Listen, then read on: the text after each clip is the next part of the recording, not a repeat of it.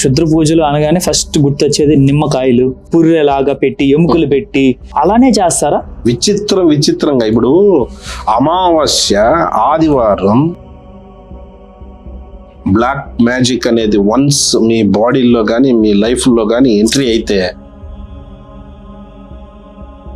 క్షుద్ర పూజలు అనగానే ఫస్ట్ గుర్తొచ్చేది నిమ్మకాయలు ముగ్గులేసి ముగ్గు మధ్యలో ఈ స్కల్ పుర్రెలాగా పెట్టి ఎముకలు పెట్టి చేస్తారు. అంటే యాజ్ గా వాళ్ళు అలా చేసేటప్పుడు మన మీద ప్రయోగించేటప్పుడు ఎవరిపైనైనా అలానే చేస్తారా?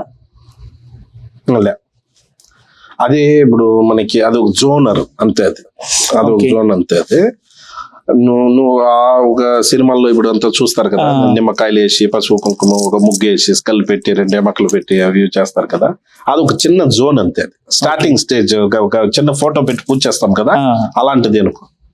దాని వెనకాల ఉండేది ప్రపంచం. విచిత్రంగా ఇప్పుడు అమావాస్య ఆదివారం గర్భంతో ఉండే స్త్రీ కాలం అయిపోతే ఆమె శ్మశానం ఉంటుంది కదా, అమ్మని మను చేసి ఉంటారు కదా, దాని మీద పోయి ఒక్క వ్యక్తి పోయి దాని మీద కూర్చొని, అంటే ఆమె గర్భంతో ఉండాల, పొయ్యి కూర్చొని ఆదివారం అమావాస్య పొయ్యి దీని మీద కూర్చొని ఒక మంత్రం ఉంటుంది. ఆ మంత్రం కానీ జపిస్తే అతనికి వచ్చేసిందే 7 శక్తులు.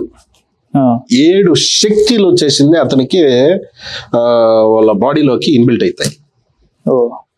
క్షుద్ర పూజలు అంటే 7 శక్తులు ఆయనకు వస్తాయి, ఆయన ఒంట్లోకి వస్తాయి.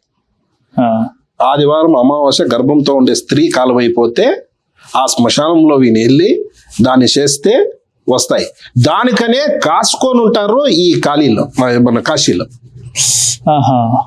అఘోరీలో వాళ్ళకి ఎలా తెలుస్తుంది ఆమె ప్రెగ్నెంటా కాదా? తెలుస్తుంది. అయ్యో, వాళ్ళ అఘోరీలు వాళ్ళు ఒక కన్య స్త్రీ కాలం అయిపోతే తెలుసు. ఒక బ్రహ్మచారి అంటే తెలుసునా మీకు?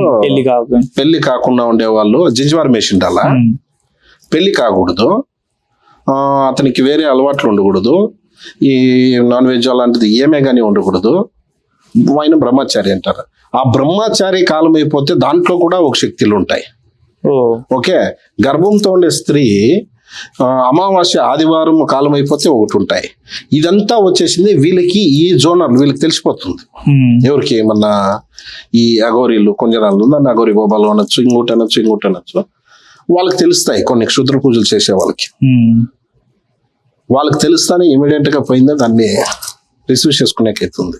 వాటిని వేరే వాళ్ళ మీద ప్రయోగిస్తారు. చాలా మంది చేసేవాళ్ళు ఉండారు, అట్లా చేసిండే వాళ్ళు ఉండారు. కొన్ని మనం చెప్పకూడదు. ప్రజెంట్ ఇప్పుడు మన ఆంధ్రాలో ఎంతో మంది ఉన్నారు, ఎంతో మంది మంచోళ్ళు ఉన్నారు, ఇలాంటివి సందర్భాల గురించి కాసుకొని ఉండే వాళ్ళు ఉన్నారు. ఇప్పుడు చాలా మంది నడుస్తా ఉంటాయి, చూస్తానే ఉంటాం కదా, న్యూస్ లో వస్తా ఉంటాయి. సినిమాల్లో చూస్తుంటే బానే ఉంటది కానీ నిజంగా తలుచుకొని మీరు చెప్తుంటే భయం వేస్తుంది. ఇది నేను చెప్తా ఉండేది మీకు వచ్చేసింది కొన్ని కెమెరాల ముందు నేను చెప్పకూడదు, ఉండేది చెప్తా ఉండా, చెప్పకూడదు. చెప్తే అది ఉత్తర అలిగేషన్స్ వస్తాయి చాలా, అందుకనేసి ఇంకొన్ని ఉంటాయి. నేను ఈ రోజు చెప్తా ఉండా, యా విషయంలో ఉన్నా మీరు ఆటలాడచ్చు. చెడుపు బ్లాక్ మ్యాజిక్ అనేది వన్స్ మీ బాడీలో కానీ మీ లైఫ్లో కానీ ఎంట్రీ అయితే